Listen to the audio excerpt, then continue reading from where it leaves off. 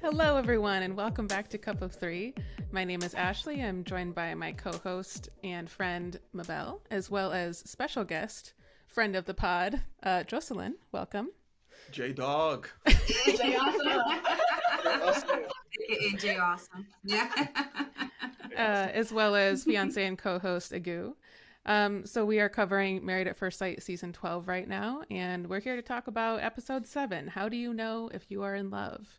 So there has been a lot that has happened. I feel like I start the same way. I'm like, this episode has been a roller coaster. Let's break it down. Let's start with the big couple, Chris and Paige. So we finally got to the D word in this rocky relationship. And so I guess I'll just open it up with Chris and Paige. So they're flying back from their honeymoon. Chris gets a flight to Chicago to get some time to think about the whole situation. And Paige goes and moves into their shared apartment by herself. And it doesn't seem like she really heard from him that much. And then she's going to talk to Pastor Cal. And then he shows up and shares all his feelings about what he's trying to do. And they also had that conversation that he wanted to have off camera and like off mic and everything, where apparently this is when he told her that he wants a divorce. So just, this is wide open. How do y'all feel about this couple? Because they are, I don't even know where to start. Seriously. The fact that she like still held it together when he left, like she was like, "Oh, I just want to give him space," you know. It for me almost felt like this sort of denial where she knew, you know, something was up, but like in her mind, it's like avoiding that and just like, and you know, don't get me wrong, there are good times and bad times to have that in mindset, but I think hers was just bad. It's unfortunate. Like if she was with the right person and she had that mindset, that's perfect, and that's what you want in a marriage. It's just like you don't want that with Chris. Like they need to call it off at this point. Yeah. It's kind of like I get unconditional love in the marriage, but in this situation, it's like he didn't earn that. Like he didn't earn that like level of, all right, I'm gonna forgive you this. I'm gonna give you another chance. I'm gonna keep going. I'm gonna keep trying. It's like, why? Yeah, and it's been literally red flag after red flag with him, or it's been like they get married and then he was like, oh, I'm not feeling like strong attraction to you, and like saying he had a panic attack because of like them sleeping together the first few times despite him not feeling attracted to her. The best part, the best part is the panic attack was because he basically said he was a little bit tactful, but he basically called her ugly and had a panic attack because he was with her. It was, So he called her ugly. No, he just said he's not physically attracted to her. and like that's why he had the panic attack. Exactly. So ugly. Yeah. So But- yeah. But the whole thing being that like, yeah, there's been like all of these things that have happened and it's just thing after thing, and then it's like, oh, my ex-fiance is pregnant, and like trying to decide what he's going to do, and like just like switching up his approach with Paige constantly, where he'll like say something really hurtful and then come back and be like, this is my top priority, is this relationship, and then he goes back and does something that doesn't match up with that at all. So my thing with Paige is like, what is the point of staying? Like, what is the good thing that you're seeing? Is it that just the potential, this imagined future where like things could be okay and better, and like you found, you know, the good in each other and are fine, but like that doesn't exist now. So like, why stay?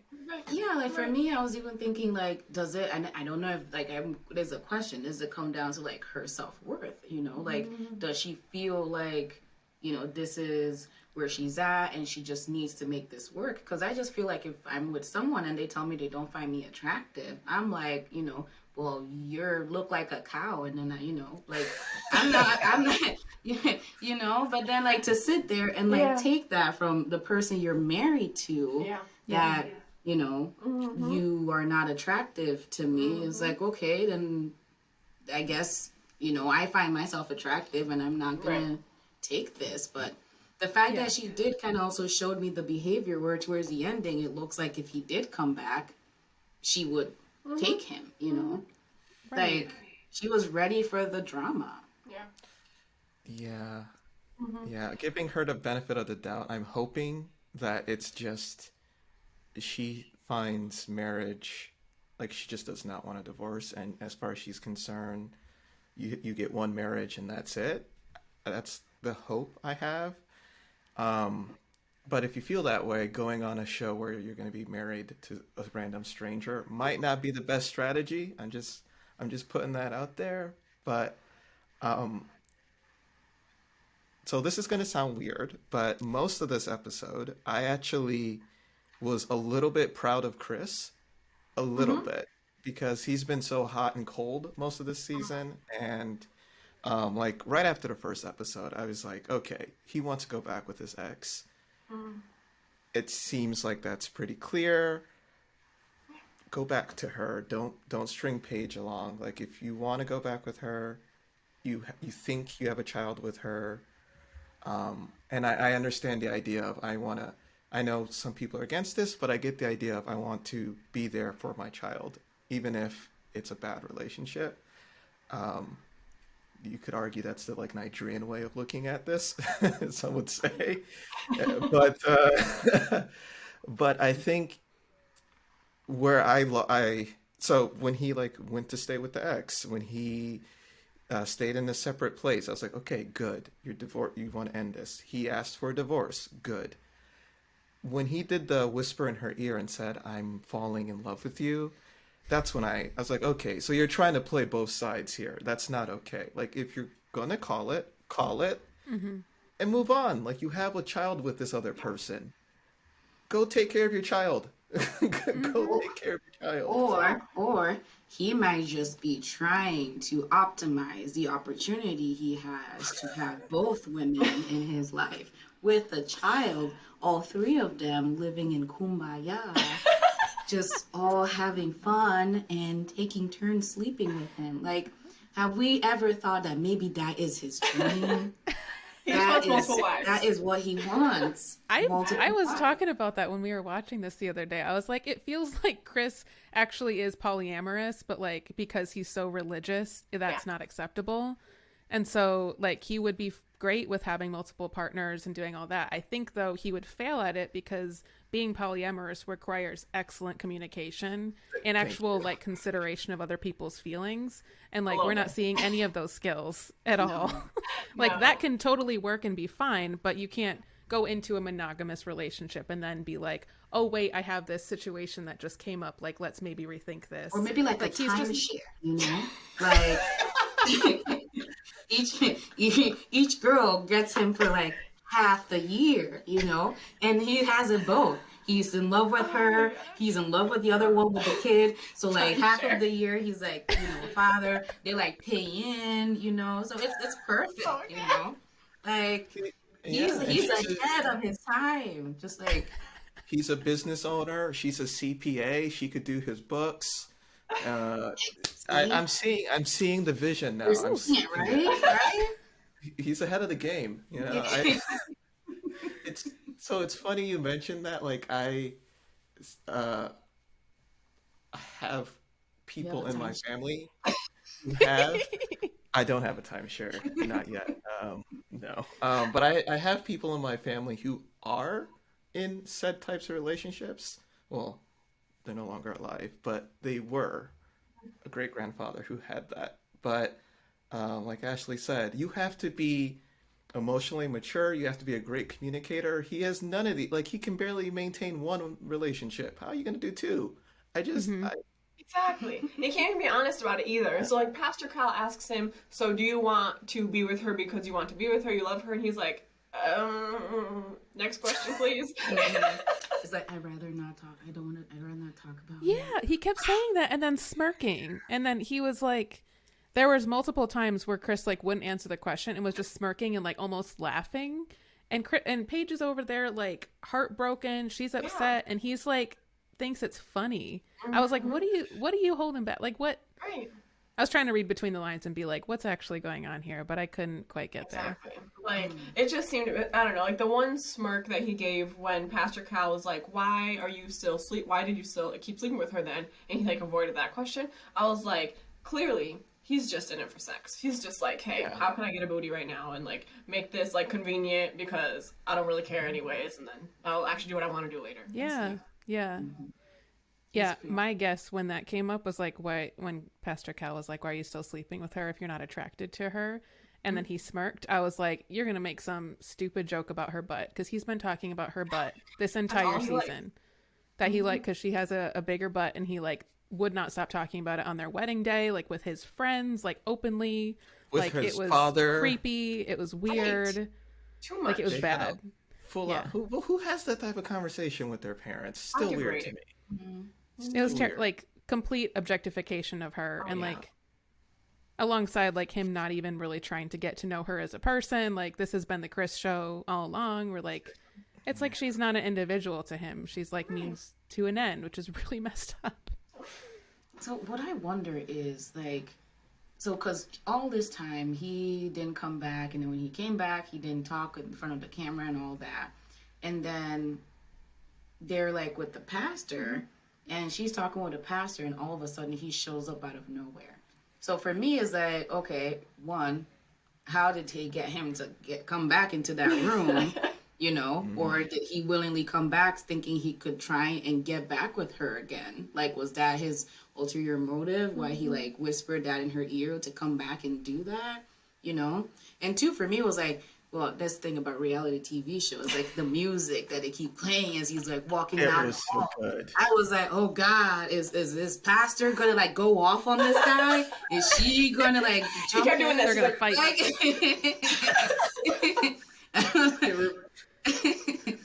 reminds me of like WWE, where like the bad guy like walks in to go on the stage, and it's they have the music. But they have the camera on his feet walking, and then it slowly pans up, and it's like, I don't want to see his washed out jeans. Like, come on. Lack of too tight. Come on. They're always too tight too. They always way too tight. I know. He's got just weird style sense. That's so my theory on that is Pastor Cal was talking to, like they were both there. Pastor Cal said, okay, I need to talk to Paige first so I can hear her side of the story. Can you leave? And then he left because he was mic'd up, right? Like he has his makeup on. So clearly, like, there was some preparation for him. And then they asked, okay, can you come back? So that's my theory. But he's so... I wanted to say stupid, but that's mean. That's true. He could have just straight up just like allowed.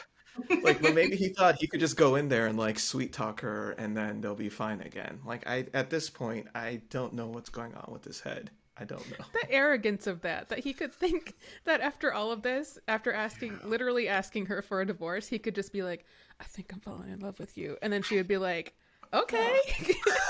That was the reaction I was not expecting. Like, when he said that, I was expecting her to like pop off on this guy. And she's just like, don't do that to me. You know? Honey, did we not just hear the same conversation? No. Yeah. No. Don't do this. Right. Don't fall for it, please. No. Her phone call, she was like, F this guy, F his wife, F this woman. And then all of a sudden it's, no. Like, what? I'm like, I don't know. Should the producers like come into play and be like, no. Just give her a little shake. Oh my gosh. A good pep talk. Control yourself. Who's I'm forgetting, the redhead, long hair, and the guy who like were like physically like attacking each other. Oh, Jamie and Beth. Jamie and Beth. Yeah, so a few seasons ago, Jamie and Beth were like this vicious, violent like couple who just like throwing tables at each other. That just sounds like real healthy. Exactly. And then Pastor Kyle was like, I don't support this. Like, I don't think it's great. And then we get to decision day, and they're like, yeah, we're gonna stay married. And they're all the experts are like, you sure? And they're still together. They're actually kind of cute together now. Like, it's weird seeing how awful they started. I'm rooting for them. Another thing with Chris and Paige that made me very concerned was when Paige was having her conversation with Pastor Cal, when it was just them, and they were talking about how, you know, like Chris wasn't attracted to her, but they had sex, and that it sounded like they had sex most days that they were together, and it's been like, what, 10 days, almost 2 weeks.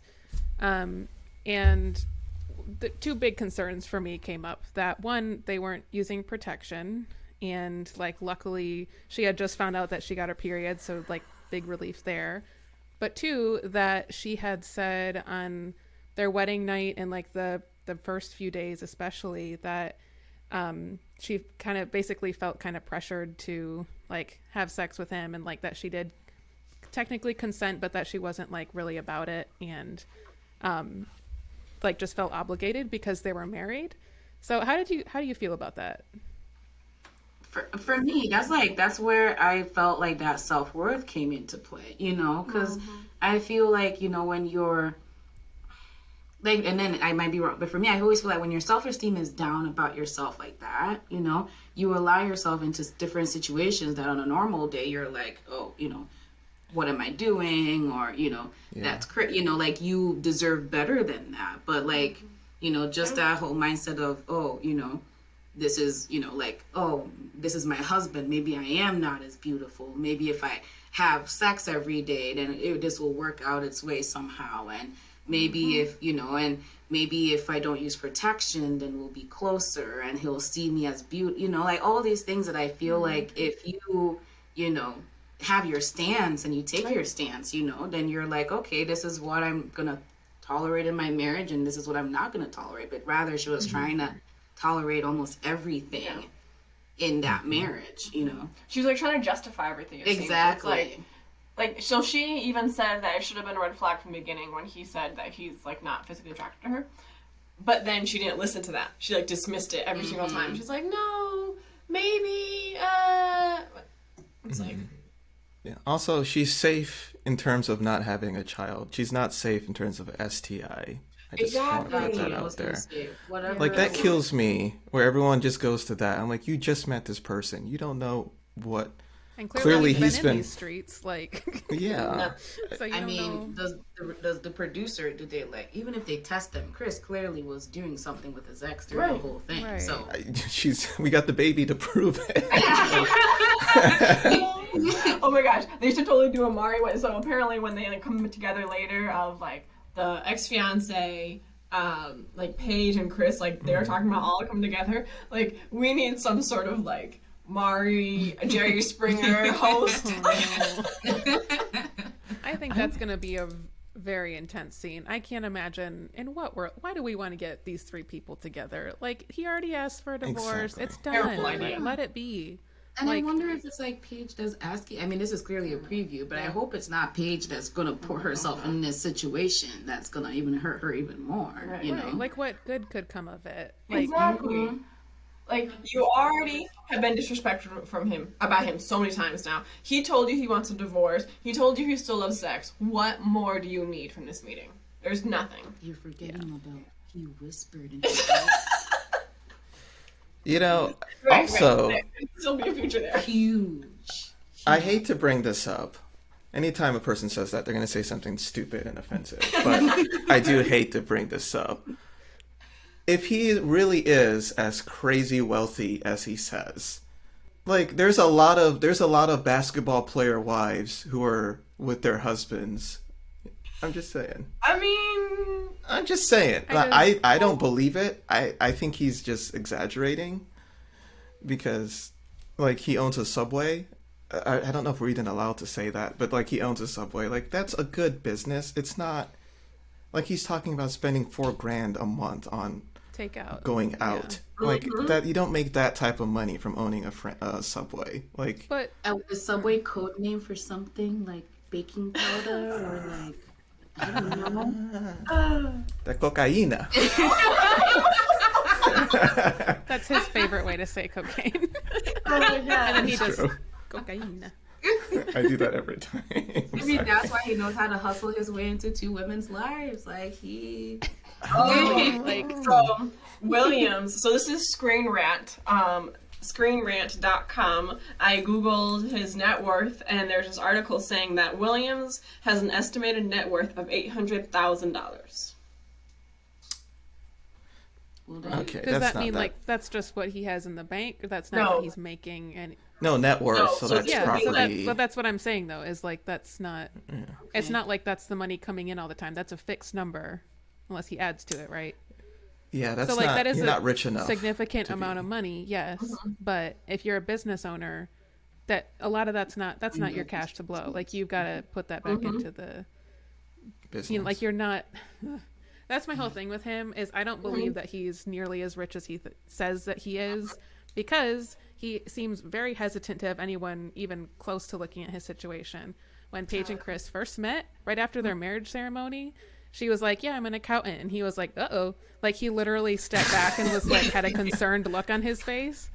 And then, like, he's talking about how he's like, "Oh, I'm about to close on a house or whatever." And Paige was like, "Yeah, I own a rental property that's like a, passive income." And he was just like, "Okay, cool. And then later, they're talking about, like, she says they got some money from the wedding. And he was like, "Oh, we got to split that 50-50. And she's like, what are you talking about? We're married. Like, this is our money now."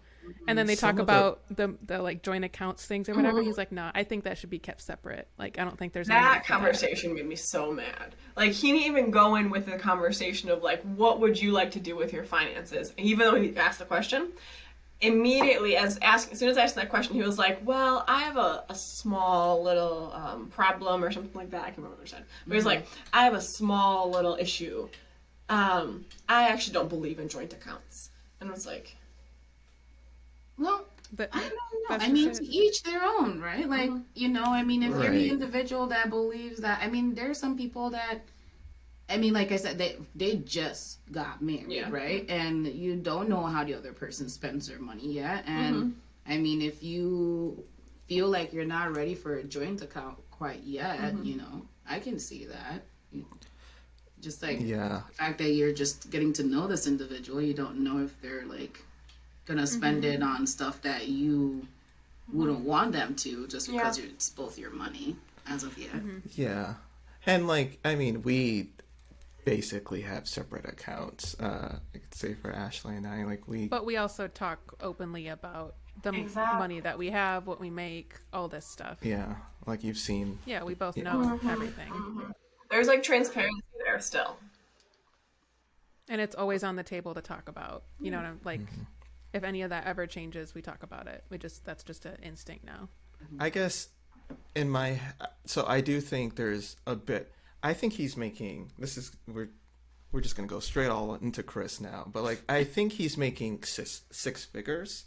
That I believe, and that's no insult to, that's a good amount of money, but that's not the way he talks, because he has like all these designer clothes and things like that. You're making six figures, low six figures, I guess is the proper term. You can't afford all this designer clothes that you have, and that makes me concerned in terms of like maturity. Like if you're buying the stuff because you have the credit card limit to do it, but you don't actually have the the savings or the income to do it, that's a red flag. And then when we've seen all these other things that he's done, it makes me more likely to believe that that's the case. Yeah. Where we've had other people on the show who are also very who are doing well in their careers, but the way they talk about money, the way, like, some of the richest people I know are so stingy. They are like ridiculously stingy, like multi-millionaires, and then they're like telling you to pay for the check, and I'm like, how am I paying for stuff? You're the rich one. No, you pay for lunch. I'm not paying. Like, there's a different mentality. Exactly. Well, and that's kind of why I think, like, he was so adamant about, like, everything with the finance conversation with Paige. He's like, I need 50-50. It's like, no, I need to make sure I can get every penny everywhere to, like, make sure to keep increasing my net worth. Because when he talked about, like, he even made sure to throw a little comment in there. She was like, "Oh, I think I make like a third of what you do." He was like, "A quarter, actually." I was like, rude, first of all. Like, that was not necessary. You guys are a team now. It's Exactly. not you versus the other You person. guys are making such a big deal. He's just correcting her math. You don't want to be married to someone who does bad math. She's an accountant. Right. I like how we're laughing at this. Like, this is such a train wreck, and we're just having fun with it.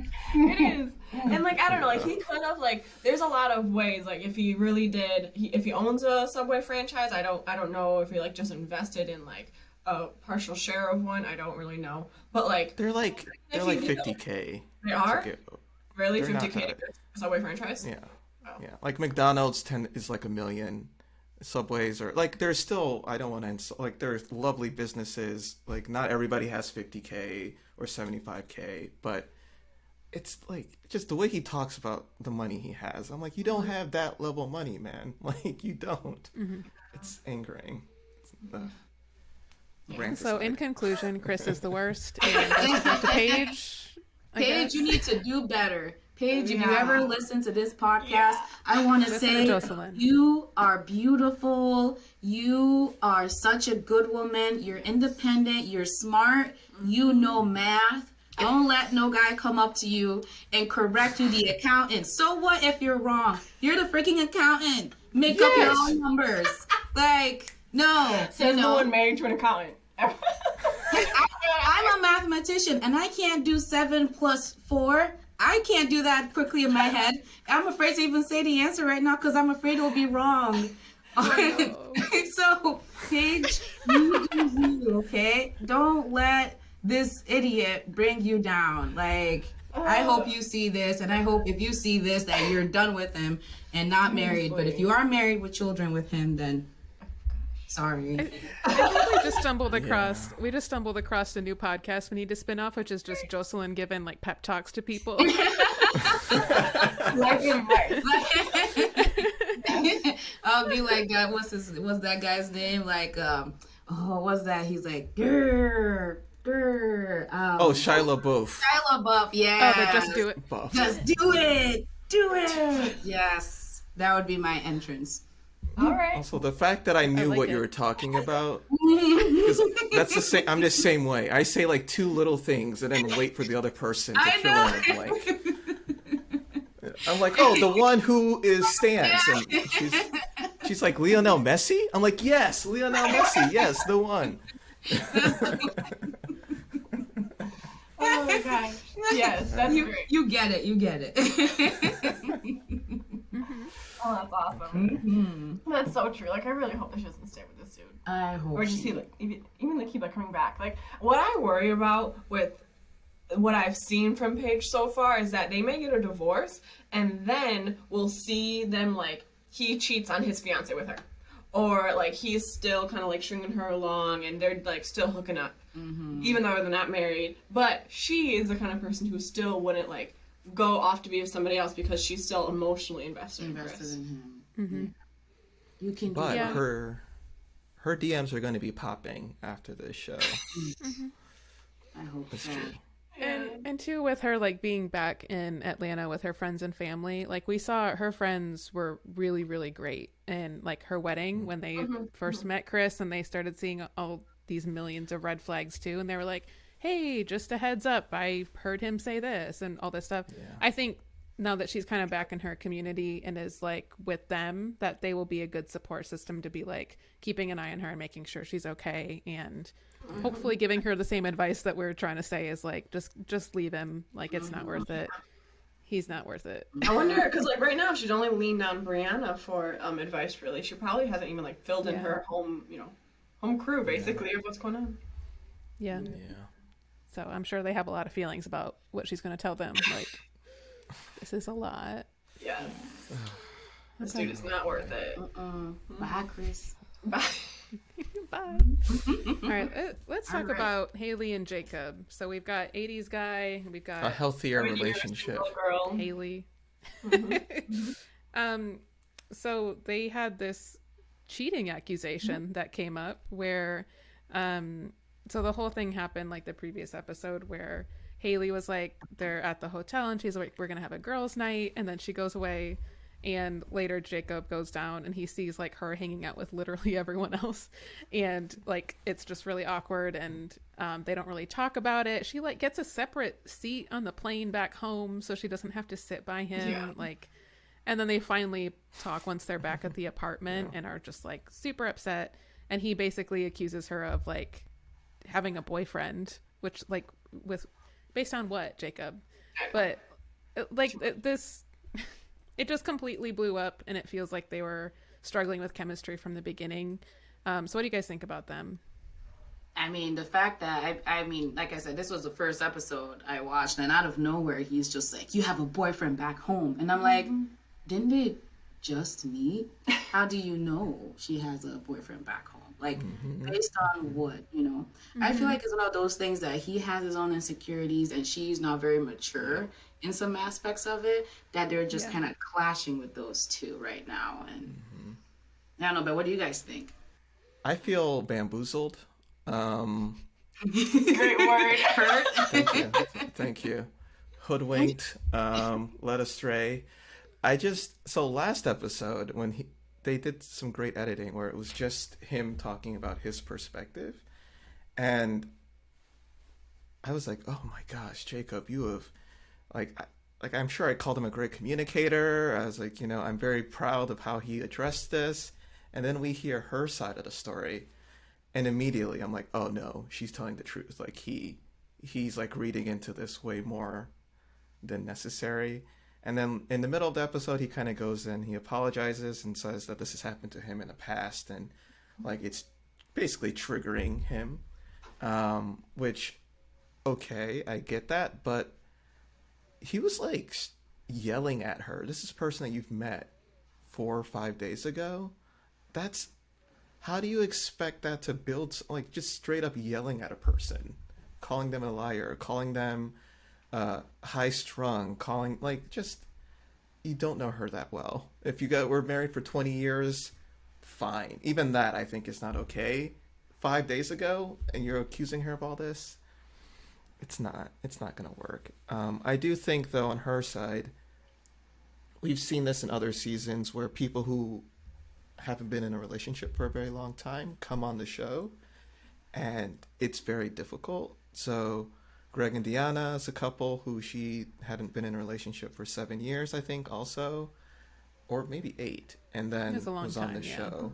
And she needed a lot of time. Like, she didn't like to hold hands. She didn't want to PDA. Like, she basically just needed time to open up. And I think that requires a certain type of personality to be fine with it. So I'm probably more on the Jacob side. I'm a very huggy, affectionate person, so that would be hard for me personally to take. But if you are taking this seriously, it's your partner, you gotta work with what you have there and try to come to a compromise, and he's not really doing that. So I think he's wrong. I think she's wrong too. But overall, there is no way they're staying together. Like, I could put anything on that. Putting bets.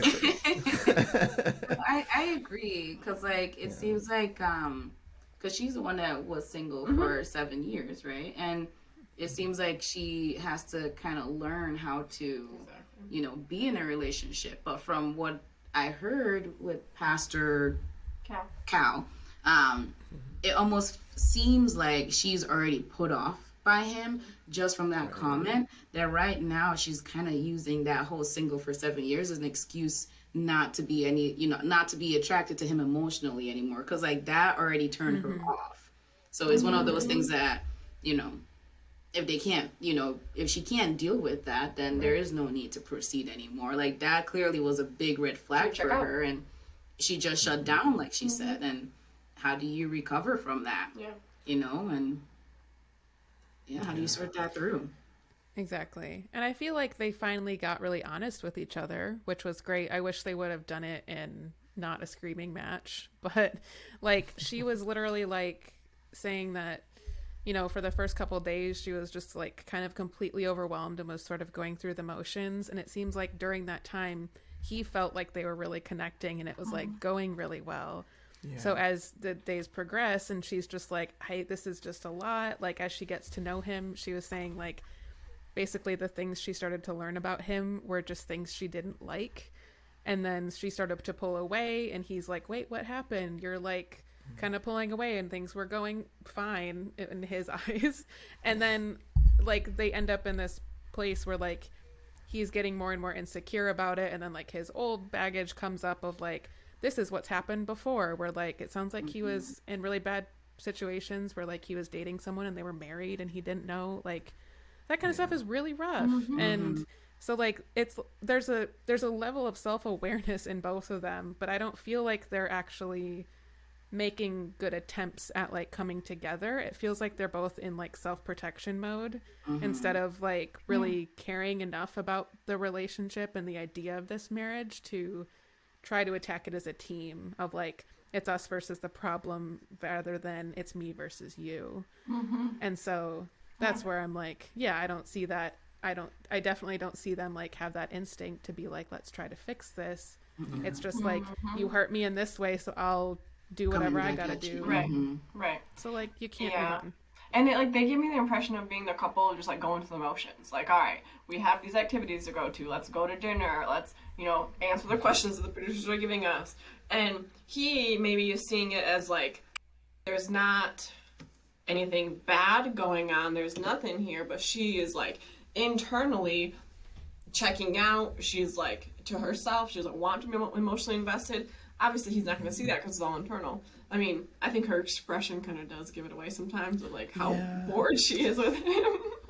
But, and then it just, like, blows up with this accusation about having a boyfriend back home. And she's just like, well, you're going to be like that? I'm going to find a different seat on the plane. Well, you're going to be like, it's like, you can sleep in the guest room. And I don't know how it happened, but, like, it's just, like you said, it's like an excuse to now be like, well, I've already not wanted to be in this.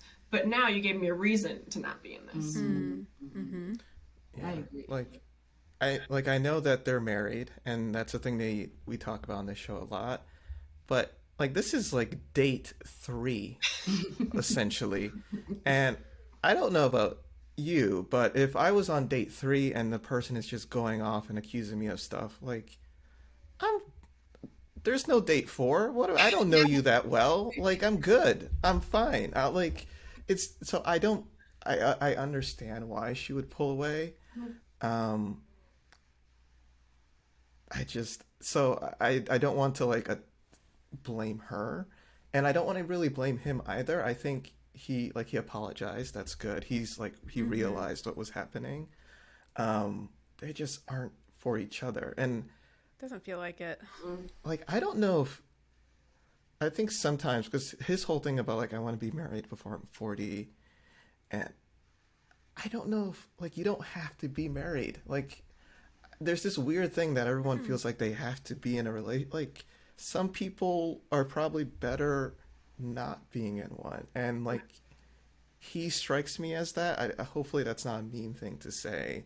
And she kind of strikes me like that too. Like, she has her group of friends, she has her people. Their lives are pretty established. I don't know. I don't see...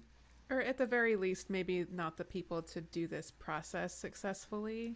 That's fair. Because there's a rigidity in the way that they're thinking about everything that I think, like, you're getting thrown in completely blind. And so you have to be okay with rolling with the punches. You have to be okay with being like, all right, dude loves neon signs. Like, cool, bring one. like negotiate. You're renegotiating your whole life. And you're trying to find how they fit together. So it's like, you just got to pay attention to what's actually important. Like, her whole neon sign thing, I agree. I would hate a neon sign in my house. Oh, same. But if, like, I'm trying to make a relationship work, okay, let's do it. All right. Uh-oh. And you trying to neon sign? What does your house look like? I mean, is there 80... What? Is there 80s stuff? You mean all houses don't have like 80s theme everywhere? What? Y'all don't have a neon sign in your... It's a neon welcome. You have the one. I have the one on the floor. Don't step on it. You get electrocuted. And then you have course. The living room, hanging over the TV. So you can't even see the TV because it just reflects on there. So you just kind of watch the sign. I'm surprised y'all don't have this. This is... You gotta get with the times. Yeah. You gotta get with the 80s. 80s is back, y'all. Yeah, no, I do not get his obsession with the 80s. I was like, yeah, that's too much. And even then, so what? I don't think it's that big of a deal where she's you said this too, she was very judgmental with the whole thing. Sure, he has this weird obsession with the 80s. And then Virginia said this too about the planes. Like, there's planes everywhere. The dude's a pilot. You don't know what you want. Everyone has their thing. Exactly. You know? Yeah. I think she's already made up her mind. Yeah. I think the fact, like, she's just looking for excuses now to just kind of keep going with it. But like you said, you know, if it was someone that you were really interested in, you would be like, oh, 80s, that's cute, but don't you think that's a little too much, honey? You know, kind of laugh at it rather than like talk with the pastor and like, he has a neon sign and it's a red flag. It's a red flag, you know? Oh, I'm sorry, what's the red flag? And then, you know, like when I see a neon sign, that tells me this person's like out there to kill my dog. I don't know. I'm just trying to figure out what a neon sign like reflects as a red flag. Or I'm glad you mentioned the dog. Yeah. So we have to talk about. I know Ashley was gonna say this, but the slow motion they had when the dogs were meeting each other and how he like jumped in and like my hero. Like, was this like a Rambo?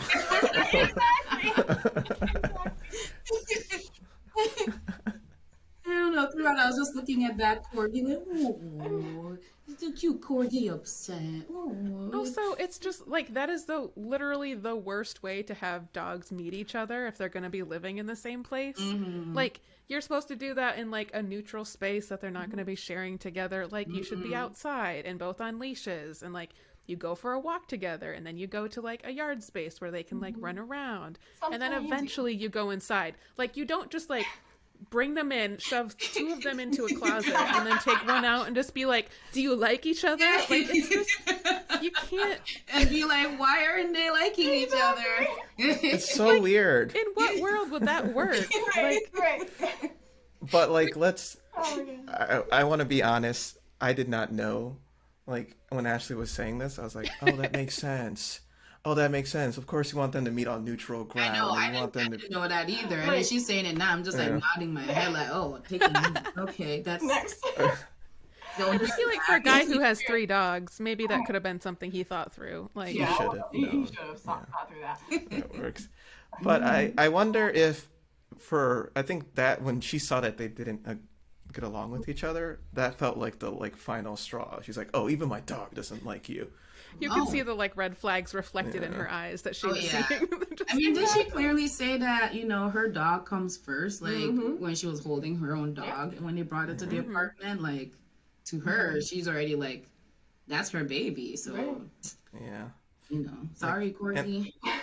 Chloe, yeah. I kind of like I had cats growing up, but I kind of get it. Like when I'm sorry, I'm just stunned. Aren't you Nigerian? I know. There's some people in my family who like refuse to even like be around the cat. They're like, I know. I was saying that is a very good security system for Nigerians. Like, if you're in Nigeria and you have a cat in your house, I don't think anyone will come and rob it. Just like put up front, beware because it's a superstition, and, right? like, you know, because of all the superstition and stuff. This oh yeah, like. Oh, the best part was like at night and its eyes glow. Oh. If a Nigerian sees an eye glowing cat, it's over. It's over. Oh, yeah. Like holy water is being brought, pastors are being brought in, evangelists are being brought in. Happened to me. I went to a friend's house the first time I saw a cat, and I was using the bathroom, and I opened the door, and it was dark, and all I see were these, in my head, red eyes. And I quickly closed the bathroom door. I like sit on the floor praying to God that this cat hasn't done, I don't even know what. My imagination just took over. I'm just like, maybe those red eyes have already like gone into my soul now and it's melting. I don't know. Eventually, I think the cat got tired of waiting for me by the bathroom. And as soon as the cat's like, I'm waiting for the bathroom. I need to use it. The litter box. I ran out to my parents, and they're like, "Are you okay?" I'm like, "Yeah, totally." You're like, call the priest. Just barely survived. but like now that I have dogs, or we have dogs in our lives, like it'd be very awkward to be with a person who doesn't like dogs. Like they're such a big part of your life. It's Yeah. I think especially when you're single though and you have a pet, like that's your roommate, you know? Like you're caring for them. That's your buddy. And that was like when Agu and I first started dating. It was just me and I just had Finn back then. And like I think it was second date, you wanted to meet Finn and he brought like a toy for Finn as like an offering of like, here you go, I want to date your mom. Tried to bribe very smart. Did you bring treats to like throw in the other room for the dog? I'm Nigerian. I was like, I gotta get good with the puppy. No, like she mentioned it. She mentioned he's a retired greyhound and like retired racing greyhound. He's not retired from being a greyhound. That's I was gonna say, how does that work? He's a corgi now. I'm now a corgi. But like, I've never seen one before, so I started researching them, and then like found a toy that like apparently was like better, so I ordered one, and then so like it was a whole thought process. This guy. Yeah. But we had a good first date though. It was just, I was like, oh, this is nice. This is good. Once you guys were buds, I was like, oh, this will be fine. See, he knew. He planned ahead of time. He knew that the way to your heart was through your puppy. So he was like, I got the right toy, you know. I gotta get the right mindset, like, you know, I gotta get ready. Dog first. So that's what people need to understand. To get the girl, you gotta get the dog first. Like, I'm like in the mirror, you know, practicing what to say to the dog. Hi. Nice to meet you, sir. Nice to meet you, sir. Foremost. I have heard so much. I promise. You'd have to chat with the dog. The chat with the dog. That's so cute. Oh my god. So just I from laughing. feel like that was dead end. Once I saw that, I was like, oh, they're definitely not staying together. No. Like that's over. Yeah. It's just a matter of time. I hope she says it out first rather than them waste each other's time and keep doing that. But. Yeah, that's what we say every season, because there's always people who just drag it out, and it's like, I don't think you guys have your heart in the same. Maybe for the fame too. Like we were talking initially, like there are some people who just legit will, you know, knowing they're on a reality TV show, will just keep going just to milk it. You know, get that check mark on your Instagram and then check mark on your TikTok and just make more money with endorsements. So it's like that Cardi B song, "Do Anything for Clout." Do anything. You guys don't know what I'm talking about. But so you're that's Cardi the first fan. thing. Okay. I listen to. Let's talk about Brianna and Vincent. Yeah, Brianna and Vincent. Happy couple. Mostly. Yeah. Overall, they seem to be doing well. We hit a snag with them where it seems like they were just having this moment when they moved into their place where Vincent like opened some champagne. It was in his backpack and he opens it right away, expecting it not. That just made me frustrated. I was like, of course it's going to explode. It was in your backpack, Vincent. But he opens it up, it spills on the floor, so they're cleaning it up and stuff, and he got like some champagne on his shirt, and she made some comment about like classic Vinny or something like that he, and you could tell he was like really irritated by that. And so they have their little champagne and they do the cymbal crash like 5 times as they're like looking at each other, sound effects. And later like they get into this whole fight and he leaves. He straight up leaves because he feels like he's been disrespected. So like what do you think? That has to be something pent up though. Like I think so. I just feel like he sucks at communicating. Like big time, and he just keeps taking it until like, and he said it to the pastor, like you know, he like it comes out and you know he like it fires up or something. But he needs to communicate because she is trying. She is literally trying to get him to talk and like find out more. But he is so vague. Like he was just avoiding what is wrong. You know. And I mean, this is like something that he keeps trying to avoid though. He keeps trying to be like, no, I'm not that like I'm not that explosive. I don't get anything like that. Because even at their wedding, his family said that like, hey, he sometimes blows up, and he was like took offense to that. He's like, what? They said that about me? No, that's so not true. And then we see this example of like where he like doesn't know how to handle it. he would rather be on cloud nine and like pretend like there's nothing like negative there, and so That's it right. builds up to the point where he's just like, I'm gonna walk out. Bye. Like no reaction, no nothing. He's just like, I'm gone, you know. And it's just painful because like you can see that she was legit trying to fix, like she was struggling to do what Pastor was trying to do. Like he's like, oh, I want respect, and Pastor's like, okay, what does that mean? You know? He's like, oh, Like, be specific. yeah. He's like, you know what I mean, and Pastor's like, no, what do you mean? You know, I don't. yeah. It's like, what's an example? And he's like, I shouldn't have to give examples. I'm like, yeah, you kind of do if you want to communicate effectively. You with know what you your mean. wife. Like, what does disrespect look like to you? I know, it's like all these guys will be saying like, oh, does she expect me to read her mind to know that she wants me to take out the trash? Well, the exact same thing, Vinny. Do you expect her to read your mind to know that popping champagne is disrespectful? Like, you know?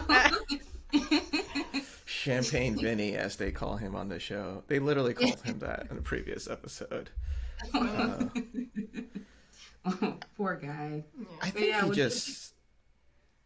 Oh, I hopped in there. You were gonna like set it up, and I just hopped in. I think he was. So my initial reaction was, he opened up the champagne. He thought he was gonna be like a very cool, suave thing. It went off. He was embarrassed, very much. You could tell, like he got all red, and it's weird seeing a melanated person be able to get red so much. And just, my brain is having a hard time computing that. But I think he got very nervous and very embarrassed because this happened on camera. And then she said that comment, which like I didn't see how that was disrespectful. But I think he was already in that headspace, so her then doing that, in his head, he interpreted. I mispronounced that word. He took that in differently. I'll say that instead. I think I'm worried that this is like he's having problems with self-worth and like he's insecure about something. Give an example of that. Of why I think he's insecure. So I have a theory, but like it's too early, and there's nothing to prove my theory. But I throw theories out all the time, so why not? But I think he's mentioned that he is pursuing his passion. Like he left something to go into business, which is very hard, and I'm rooting for the guy. Like I think he will do well in it, but I think he's a little insecure about that because he mentioned his previous relationship. They broke up because she wanted him to have a 9-to-5 and he wanted to do his business, which, okay, fine. But like everything, like when he goes off, it's when he thinks that she's calling him stupid. Like it's always that. It's always stupid. Like the other time when she made a small comment, he's like, are you calling me dumb? Like, no, she did not say that. She didn't call you dumb. Like, and that's my concern. Yeah. It's a triggering thing. And like, she's she's awesome. Like she is, she's got a lot going for her, right? And I think that can be, if you're already feeling a little intimidated, a little insecure, that's not on her. She's done nothing wrong in this situation. And sometimes stuff like this, maybe it's just timing. Like it's okay to feel insecure early in your career. That's why a lot of people aren't in long-term relationships early in their career. So like, I'm not accusing him of that, but that's my that's I completely agree. I think he's really telling us in a roundabout way through like his actions what he's responding to, of like what his biggest fears are. Actually, I think this is true for everyone. Jacob is telling us that his biggest fear is that he's going to be with someone who's not being faithful to him. Haley's telling us that her biggest fear is being stuck with someone she doesn't actually like that much. Paige is telling us her, biggest fear is divorce. Chris's biggest fear is not having all his options open all the time. and I think with Vincent, we're seeing his biggest fear is that his partner thinks he's dumb and thinks that he's not worth vile and, you know, not worthy, you know, just as a person, just for being who he is. And I think he has this really high expectation of himself to be like the man that he, like this perfect guy who like makes all the money, who's going to be the provider for the household, who's going to be holding it down, be like completely able to handle anything all the time and all this stuff. And it's like, it's way too high a standard. Like, have goals and aspirations, but also like you are human and you are now in a partnership with Exactly. a great person who you get to balance all these things with. And so I think, Agu, you're like right on that. It's just he's insecure about these things, and Brianna, he's not going to say that, so he's reacting in a way that it's like, oh, you're confirming that you think that I'm stupid. That's how he's interpreting that. And she's just like making little jokes and like not realizing that it's like hitting on all these things. It's almost like that could have happened, and she could have just said, I like you a lot. I think you're super smart. I think you're really ambitious. I think you're cute. I like that we, you know, and like just give that affirmation that like she's into him and she's there. But they couldn't even get to that point because he left and he wasn't able to talk about it. One thing, so like I definitely think there's a part there that is a trigger for him based on past experiences and relationships of like, before I knew someone didn't like this this idea of going to be an entrepreneur, someone so close to him like his partner, and that made it fall apart. And then you telling me that's so Vinny of you when I made a mistake, it sounds like Vinny is a mess up. It is a screw up that just makes mistakes. And like that I think is part of the trigger. I also think that there's also a bit of a cultural aspect that led up to that. So I talk about this with my Hispanic friends too, and some of them being Dominican as well. And especially in the Dominican culture and other Hispanic cultures, like we care a lot about what other people think about us. And so, and we talk about it like at family events. We talk like, it can be something like I got a tattoo and like my uncle or like my aunt or something like that would be like, oh, like, I don't, like, you know what I mean? Like if it was like something that happens that's like out of the norm in the family, it's like, why? Why'd you do that? What? And it's like this almost like seeking approval, but because you're being, you know, like almost shamed of being anything out of the norm. And that can be like on a religious aspect, like if you live with a partner, that can be like if you don't speak the language very well, or if you don't speak it fluently enough, if you like live in the country, like versus like living on the island, it's like, and there, I think there's parts of that maybe led up to the show, because first, getting married at first sight is not a Dominican thing. Secondly, like any kind of arranged marriage is not, I don't even think like it's any Hispanic culture thing. I don't like know of any Hispanic cultures that have like arranged marriages, but please correct me if I'm wrong. And then he's send also the being on emails too. television. Yes, please subscribe to the link. Just kidding. Comments. Mabel's phone number is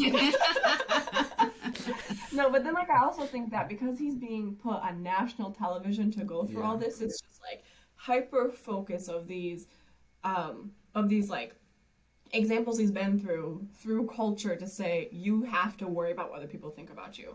And that goes in every little thing you say, how you act, what you do, where you are, how much you make, what job you do, and it's like the list goes on and on.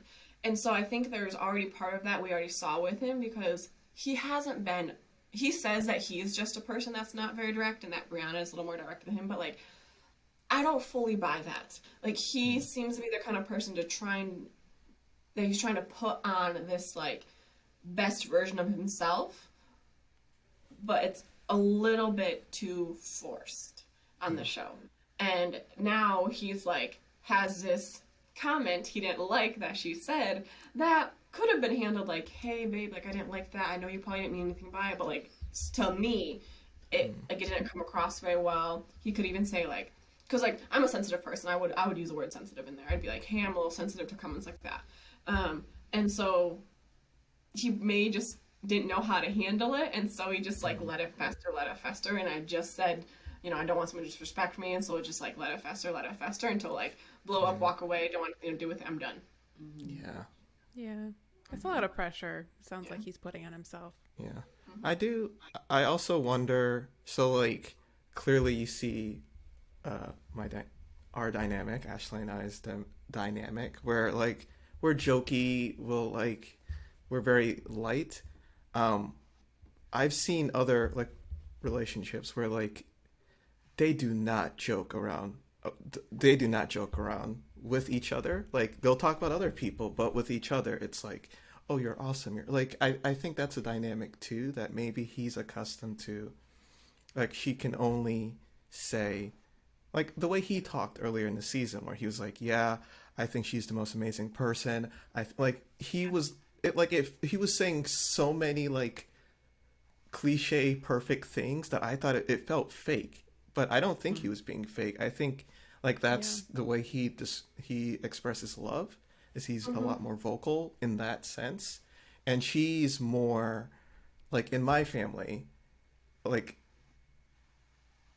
we'll make fun of each other constantly, and like the goal is like, if they're talking about you gotta like turn it on somebody else, and then everybody will start talking about that person, and then that person will have to turn it on someone else.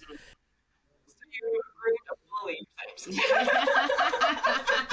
Yeah, because you're tough skin though. It does, yeah. And it's like not mean. It's kind of mean, but it's not mean. It's like a joking type of thing. But if I was to do that with certain people who aren't used to that, like they would be so caught off guard and so surprised. And I wonder if that's what's going on with him. Like little things like, oh, hey, you're late here again. Like, you know, you say that to me, I'm like, ha, yep, you got me. You say that to someone who's like very sensitive about that. Like, oh my gosh, are you saying that I'm late? I'm late? How dare you?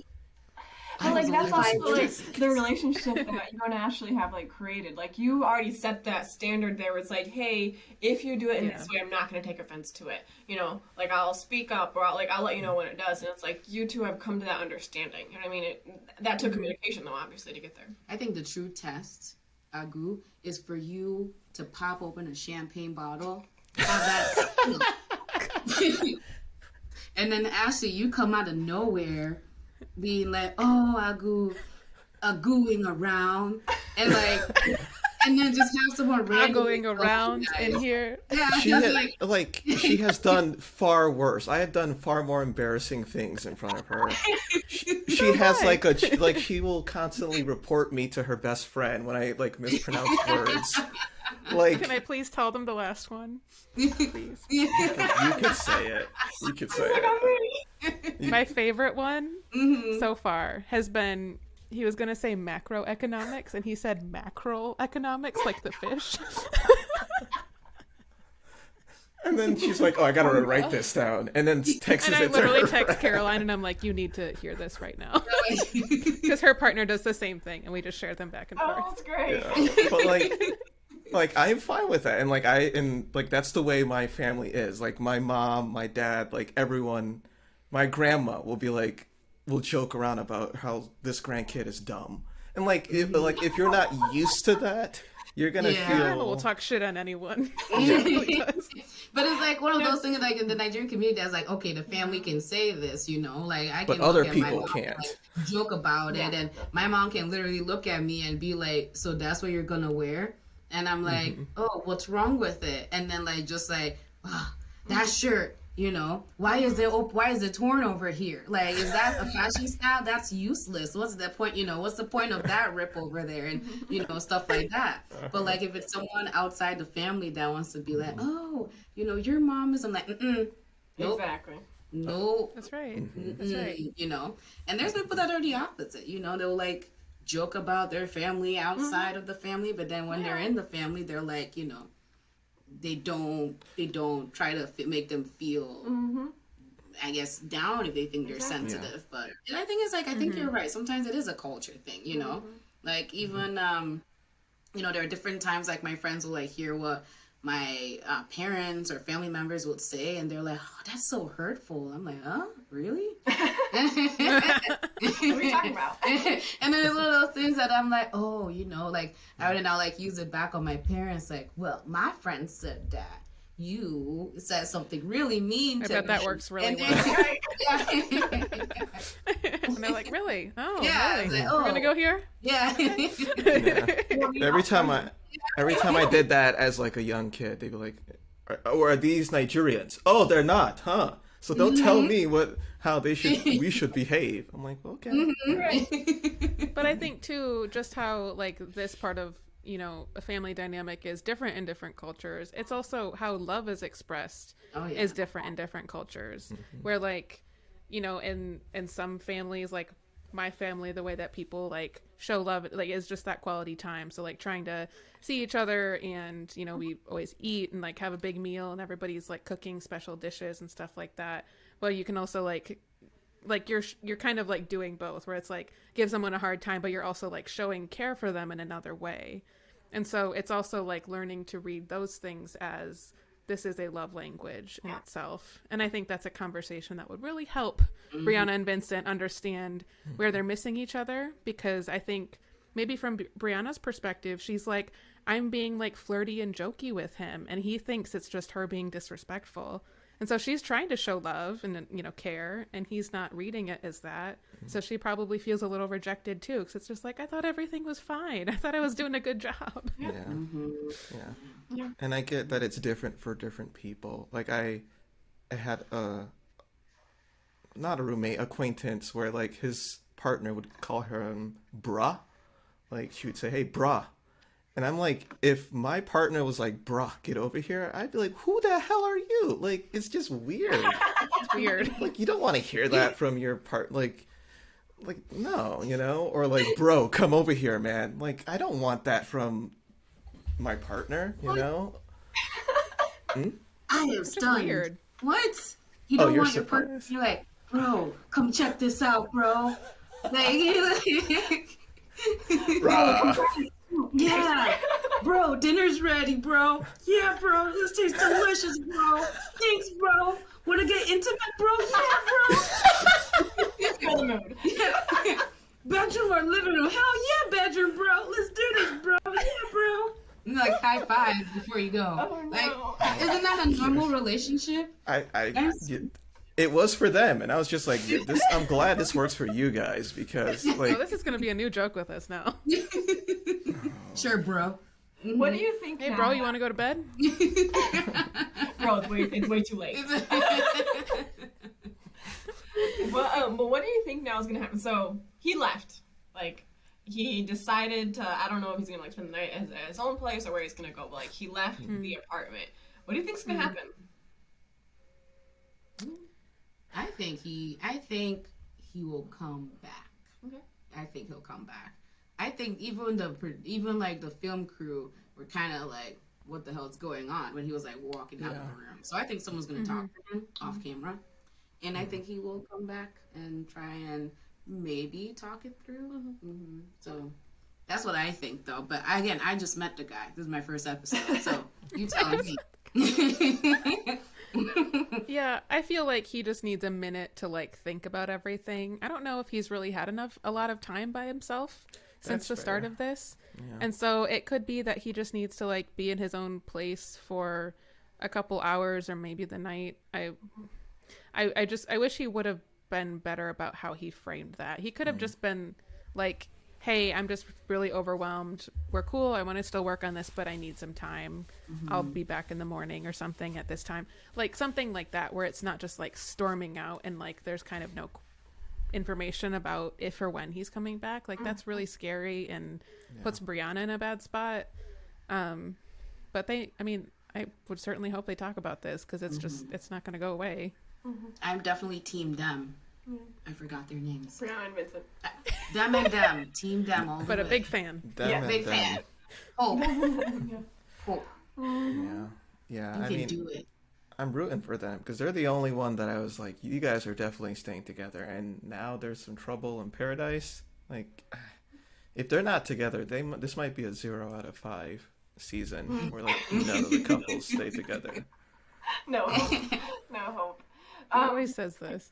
It's probably Eric and Virginia. Virginia. They might stay together. I wouldn't bet my money on that, though. So Yeah, but like they seem.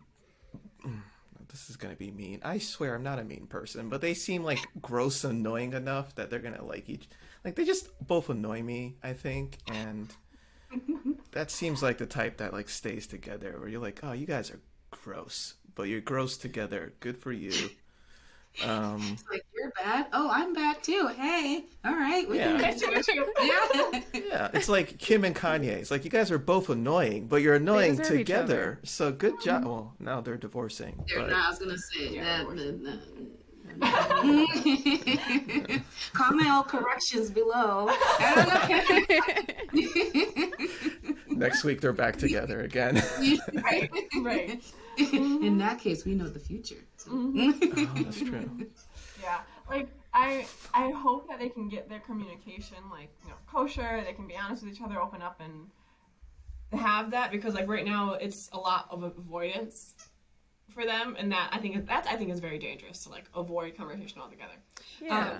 And then like I mean I think you're right. Like he's just been thrown into this thing, like hasn't been by himself for the whole week, but I mean not sleeping at your place. Yeah. Not there's not a trip here. There's not a business trip. You're not leaving. But, like you just are not sleeping with your spouse for that night. Like she, I think, could take that as like whoa, you're not gonna come home at night. Disproportionate. You don't want to Exactly. sleep on the couch. I mean, Something. there's a couch, right? Well, they give him a 2-bedroom apartment, They so do. you can like that's what Jacob and Haley did. They were in separate bedrooms. They're still in the same space, but like that's a step where you don't have to be in the same room together. You can think like. I just don't think leaving was necessary, but I don't think he had a better option. He was And so maybe he just overwhelmed. a couple minutes, go get some fresh air, kind of cool down, and maybe back. I don't know. He'll learn. Yeah. He'll learn. Yeah, like it doesn't seem like they can't fix it. This is something fixable.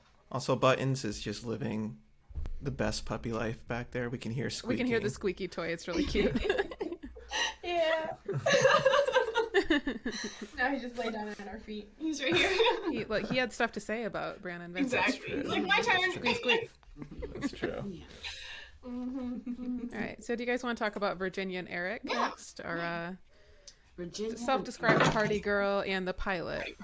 Oh, party girl. Party girl and good hair. Okay. Actually, we should So- start off with that. Apparently, he has great hair. Yes. Out of all the guys on the show, I think his hair is the bomb diggity, if anyone still use that word. Out of all of Really? them. I don't know. I still use that I mean, I word. would say Chris, but I don't like Chris. I can't give him that title. So, yeah. He doesn't deserve it. No, he He's not doesn't. a good person. He doesn't get it. No, that weird part thing he has in his hair, he messed it up. The hairline was fine. It was crisp. And then he went and did that weird thing. Nah. Yeah. there's- Trying too much. They say now the young thing to do is do like a middle path rather than a side. But I don't know how he would look. Like the 1950s? We Right. That's doing not this? fun. It doesn't look good on a lot of people. I don't know. Gotta get with the times. I mean, I missed the one where you like do your eyebrows. That was my brother came through with that one. I was like, we Nigerian. We're not Dominican. You can't do that. I already can hear my grandma just like, you did that intentionally? You're like, oh, what happened? Did you hurt yourself there? Did a razor cut you there? And then you're like, oh no, grandma, I did that intentionally. She's like, why? And you're like, oh, for a style. For a style. You cut your eyebrow for a style. If it doesn't come back, it's your fault. If it doesn't grow back in, it's your own fault. Oh, yes. You better grow that in right now. You're like taking a makeup pencil and trying to fill it in. Like it's gone. It's gone. What were we talking about? Oh yeah. Oh yeah, good hair.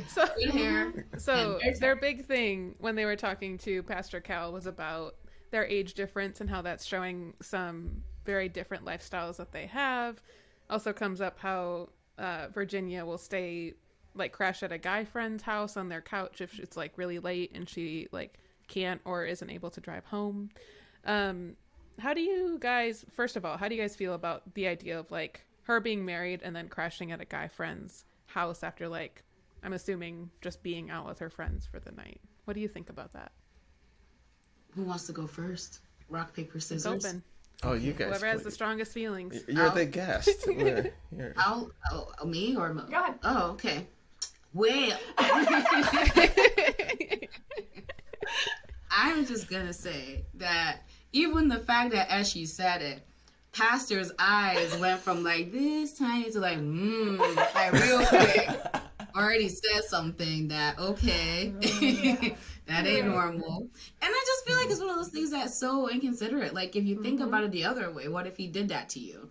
What if he went out to party with friends and went to a girl's house and stayed on their couch the whole night and then comes back, you know? Like, it's one of those things that she's kind of being selfish, not thinking about the other person.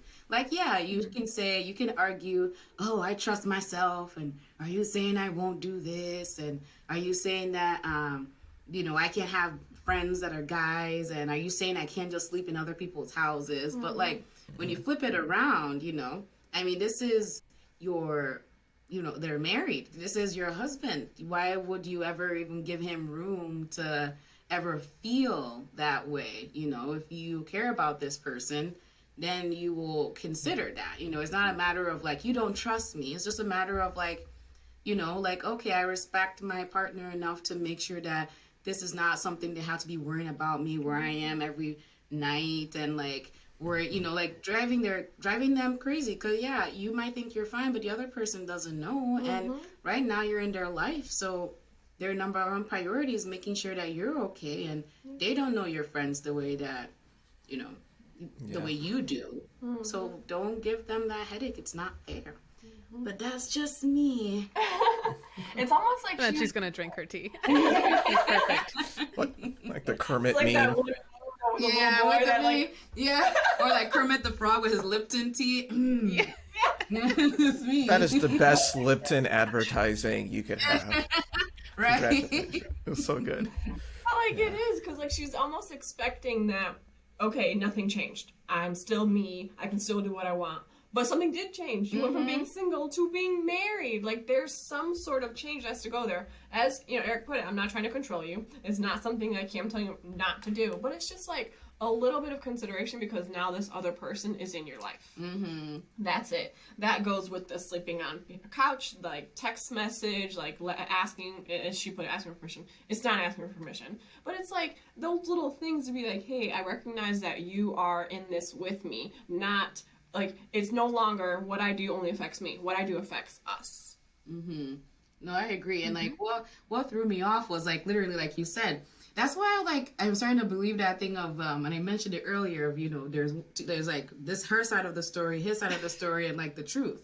Because, like, when I walk, because, again, I'm meeting these people for the first time, and she's like, oh, he's asking me for permission. And I'm like, what? How dare he? Like, who the hell does he think he is? You know, she don't need your permission to do nothing. And he's like, oh, I didn't ask her, I didn't, like, say you needed my permission.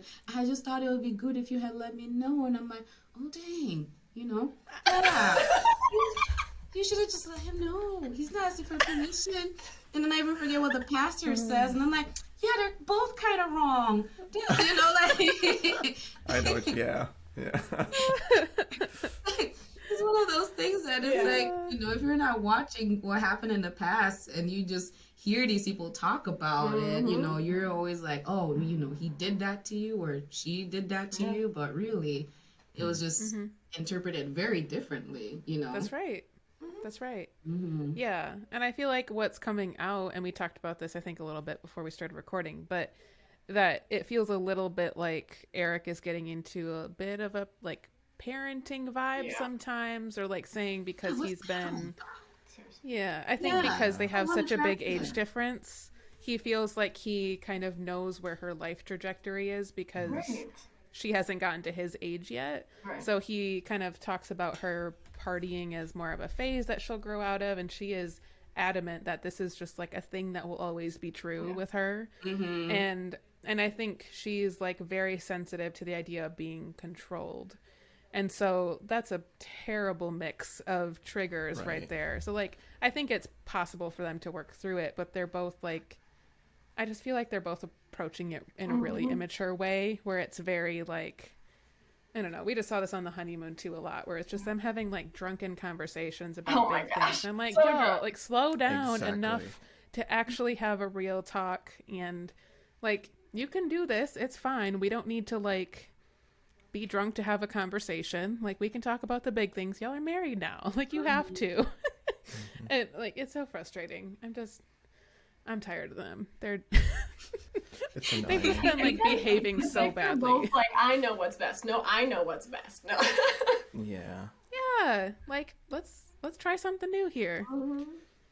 Yeah. And like that's the thing, like, you know, like you said, like trying to communicate without necessarily like, you know, having like you mentioned that she was drinking and then telling him how she really felt and stuff like that. So that means she couldn't open up to him earlier. She just drank a lot. She just is always drinking. Always drinking. Yeah. From what we see. We see. And then there's this one, I didn't mention it before when we were like talking about the honeymoon, but like there's this one like conversation they have at the hotel room and the table is just full of empty bottles. It looked like a frat house or something. Yeah, I weirdly agree with her a little bit with the whole I guess the problem, I get what Pastor Cal was trying to say. I get what he's trying to say. Like his thing of, hey, just text me that you're there. I've had similar conversations with Ashley before, like trigger a little similar to this, where like if I'm going to hang out with my buddies pre-pandemic, it's like so long ago now. I know, back when that was nice, back when I could do remember being around people. It was fun. Used to go to restaurants and bars. They were nice. But like I don't go there often, but when I go there, we're going to be multiple bars, we're bar hopping, we're going to different clubs. Like it is we're going to just kind of see the town, and like being more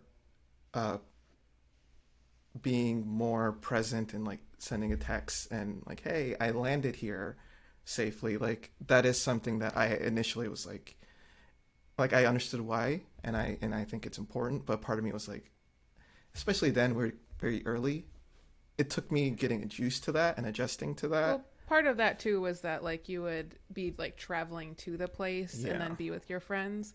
Or I think my thing was, I just want to make sure that you got there okay. Right. You know, because it's a long trip and it was around Detroit, so I just wanted to make sure you were okay.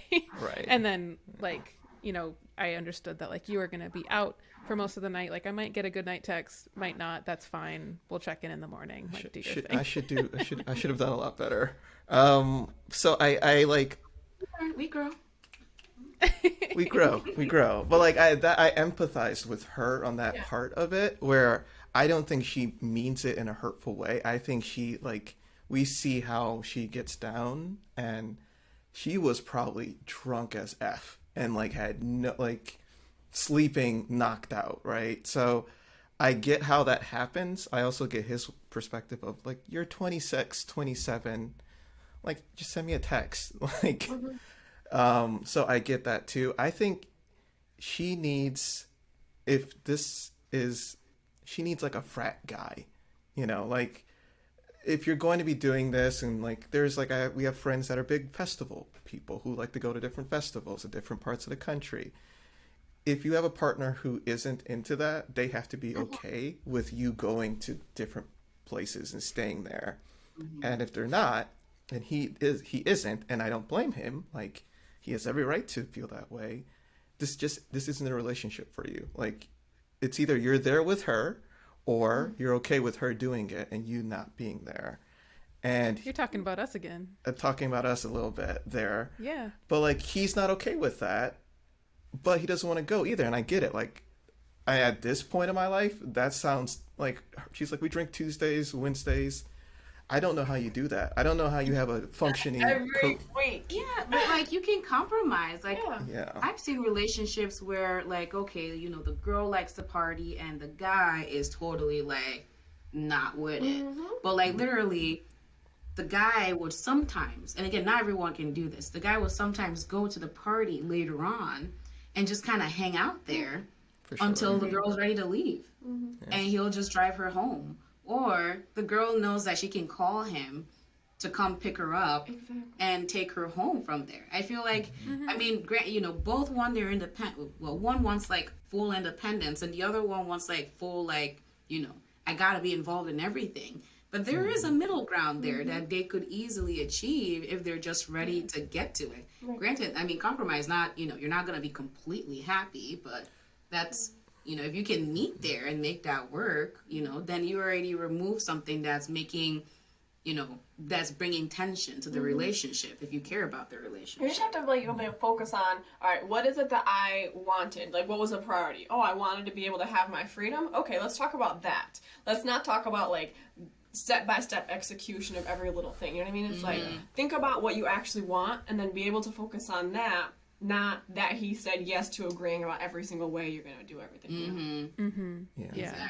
And I think too that they both right now have the expectation that they're going to be able to change the other one. Exactly. Yeah. And that's part of where the tension is coming from, I think. Where it's like if Virginia's expecting him to like go out with her and her friends all the time and like be living La Vida Loca that apparently she is and like wants to do that, like she's going to be sorely disappointed because an hour in, he's going to be over it. He's going to be tired. He's going to leave early and it's going to be this whole thing.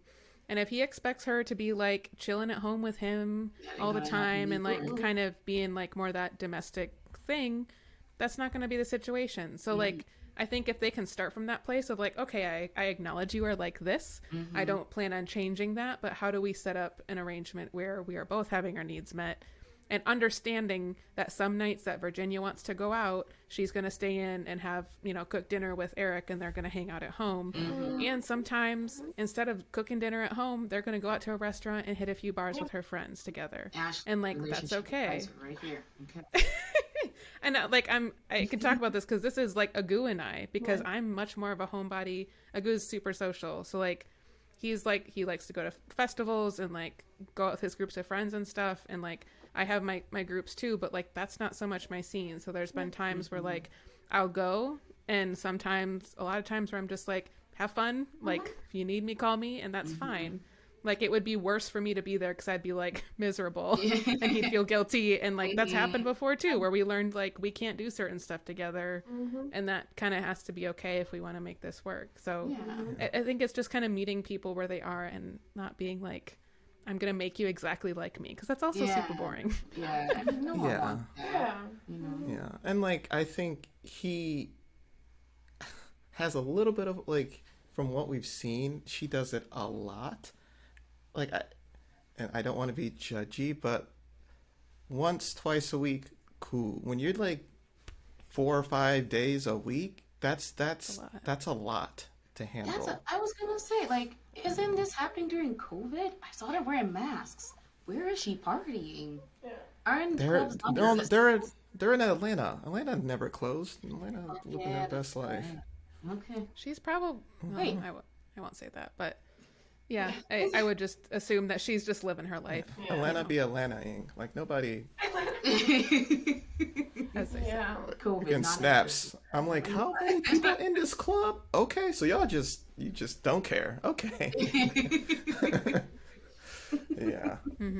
That was what like questioned me. I'm like, oh, where are you going to do all this? Right. That was what got me there. Also, it's good he doesn't drink. Like, he's a pilot. Please be sober. Yes. I think that's what even makes them a good combo. Because, like, if she had someone that drank as much as she did, I don't feel anything would be done. I feel like at the end of the day, one is going to drink more than the other, and then the other one's going to, like, either complain about it or, like, try to ace them. So sometimes you kind of need that healthy balance. You need someone that you have the party type and you have the, inward type, and you need the party type to bring out the inward type, and you need the inward type to like cool down the party type. So as far as like that, their behavior, they're definitely could make it work. Like they could definitely like what's the word I'm looking for? Equalize each other out. If they really do care about each other and just accept each other for who they is. So, I forget how that's said, but Ashley, you probably will know the saying better than me. But like, you have to, if you're you have to be okay with where they are now, and like that's if you're trying to be in a long-term relationship with this person, like you have to be able, like if Ashley and I were this way for 10, 20 years, I would be completely happy. And Oh yeah, I know what you're talking and about. if we like, and we've changed, and like I was definitely in, when we first started dating, I was 24, 25. I enjoyed going to the local clubs and such, and And you brought me into that world too. Yeah. Like the first, yeah, we like went to a lot of places. a lot. We did, we was did, very- like a lot of bar Spent a hopping. lot of money. But like I say that, it's not like it's like dancing clubs. It's just like craft beer and stuff like that. Like I feel like sometimes.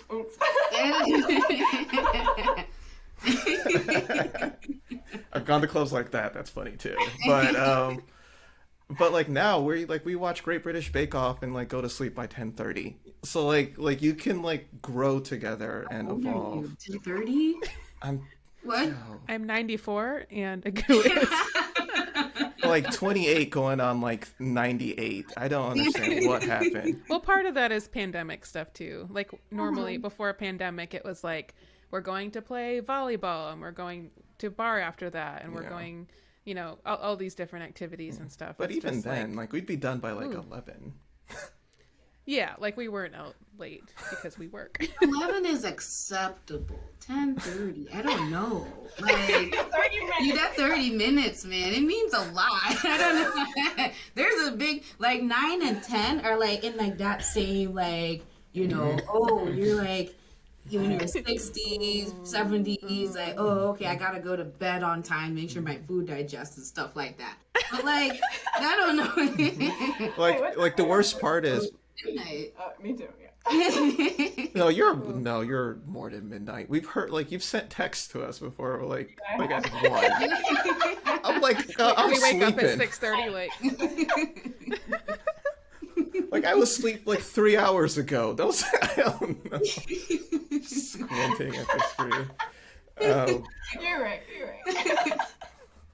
Yeah, I mean, my mom's the same way. Like, she's like, I was a night owl, and then like we started dating, and then I'm like, oh, I like wake up early I've now. turned you into an old person. This is nice. Ashley reined him in. Yeah. I'm not nursing a hangover early at work. This is nice. Good. I showed you a whole new world. Productive.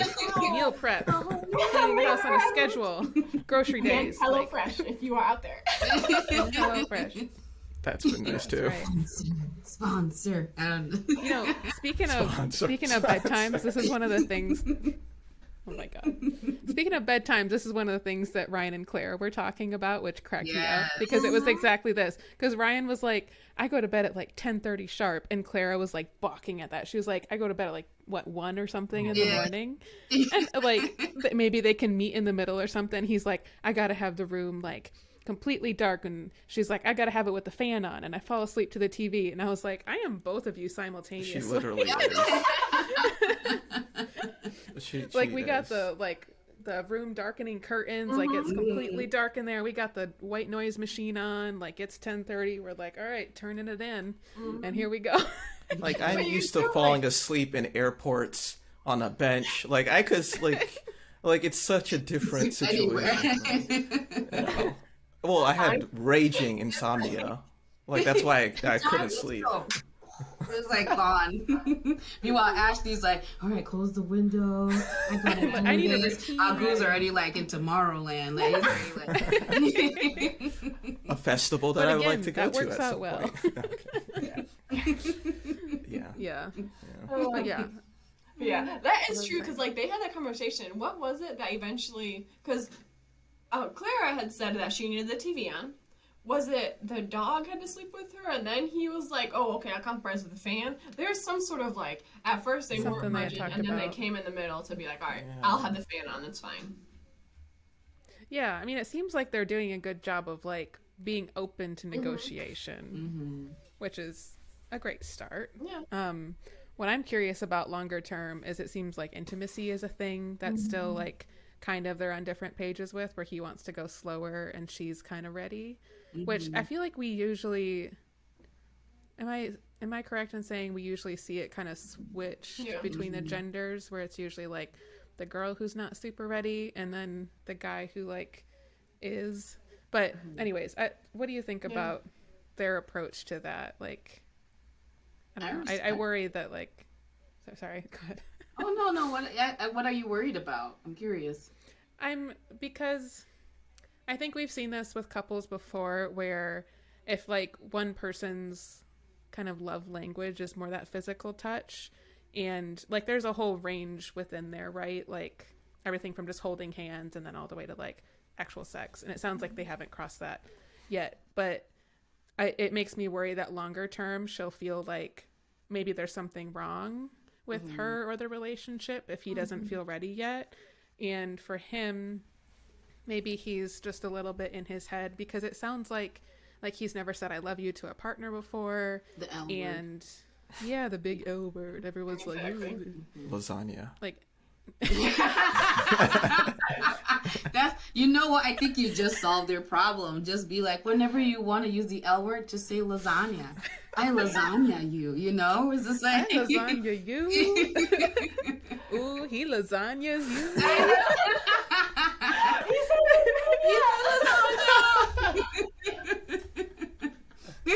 And like one of those breakthroughs for him, and he like comes out of the patio screaming, lasagna! I miss lasagna! You know? We're describing a rom-com right now, like a really cheesy one. Like it's raining. Oh yeah, it's raining, and he's like yelling from across, I lasagna you, which is like, really? Yes! And they like run to each other, and it's raining on them, and they're holding each other. It's like, lasagna, lasagna! And they kiss, lasagna, lasagna! And then the camera pans on the side. And then zooms in on the kids and zooms back out. And then Korean song is playing in the background as they hold each other and brings their lips close to each other. But don't touch. So you watch K-dramas too. Okay. I see you. I see you. Yeah. They never kiss. That was a journey. Angles. Oh. You got it.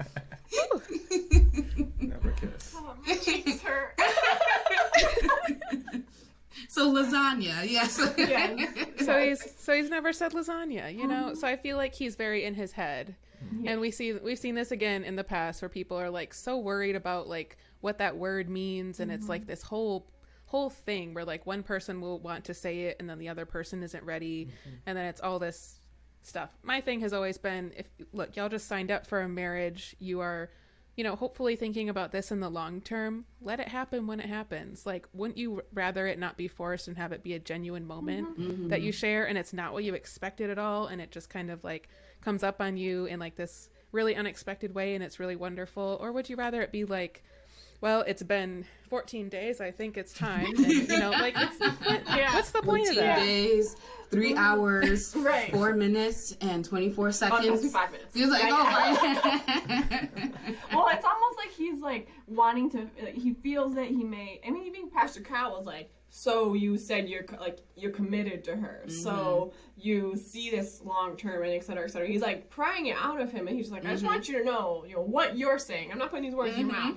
And then, like, but he's, like, thinking through, it's like, oh, like, I don't know if I should, if it's the right time, I don't know yet, like, he's just, like, going this, like, I don't know, like, circus in his head kind of thing. But it seems like they've made this, like, emotional connection that, you know, I mean, granted, it sucks on her end kind of waiting, but she's also kind of being patient with him, too, and he actually, I'm hoping so, just met him, genuinely cares about her, you know, and like saying all these things that he does commit to her. And I love the fact that she's an open individual. I love the fact that she's able, like, you can see the opposite of both of them, where he's this kind of person that he's not very open with that kind of emotion, you know. He's like reserved, keeping it in, you know, not sure to let it out yet, but you can tell he cares. And you have her who's just like open, you know, just like open about it, and like could easily use lasagna anytime, you know, but you know, he's taking his time with it, and even though like he clearly lasagnas her,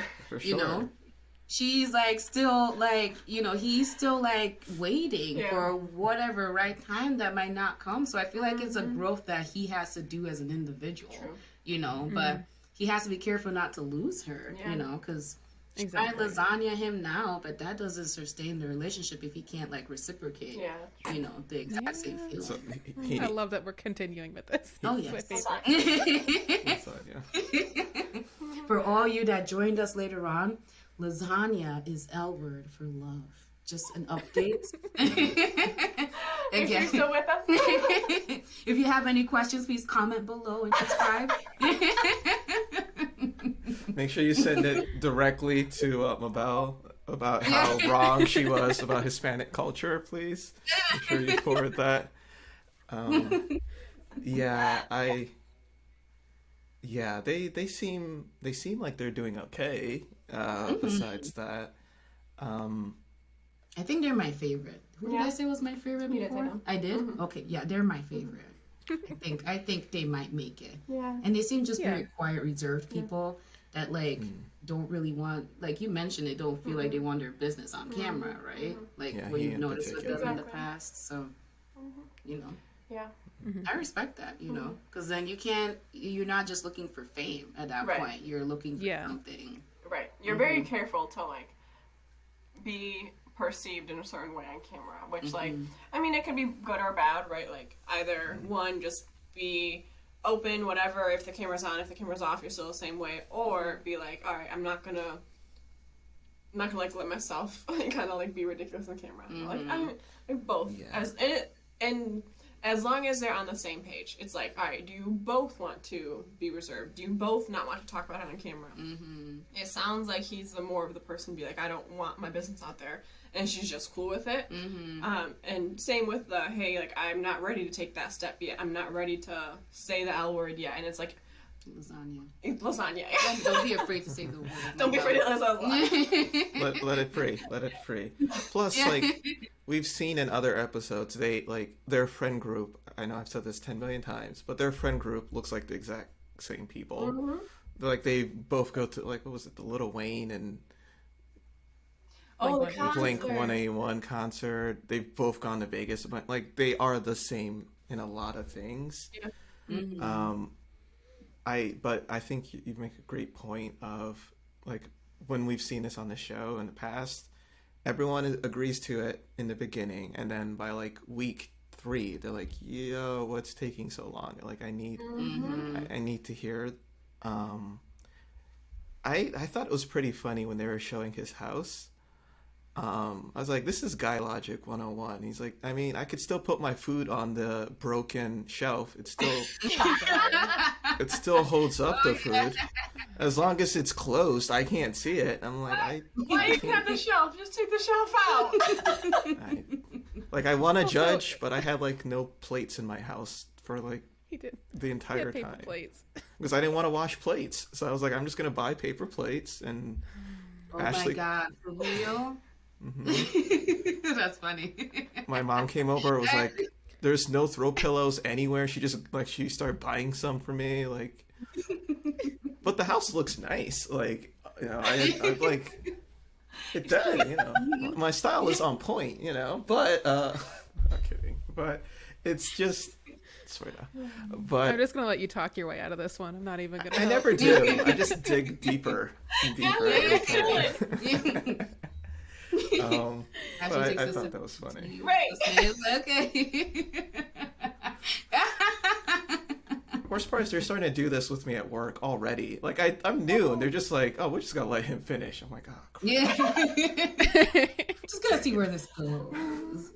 I am hopeful though with Ryan and Clara, and like I've been waiting for this, and it's already been 7 episodes. They haven't talked about being in an interracial relationship on camera, and this could bring up a lot of great stuff. Wait, who's in an interracial relationship? Ryan and Clara. So Ryan is black. Yeah, and like this is they don't have a ton of interracial relationships on the show, and so I just feel like that could be a great thing to get into, and I'm sure they're talking about it in some way. They both talked about being in interracial relationships in the past, but like let's start this conversation. Like there's so much good stuff to uncover there. Yeah, and I'm curious if they will.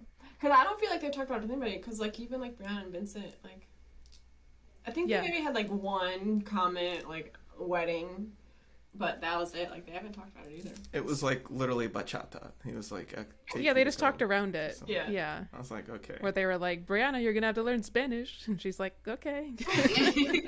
It's fine. I guess.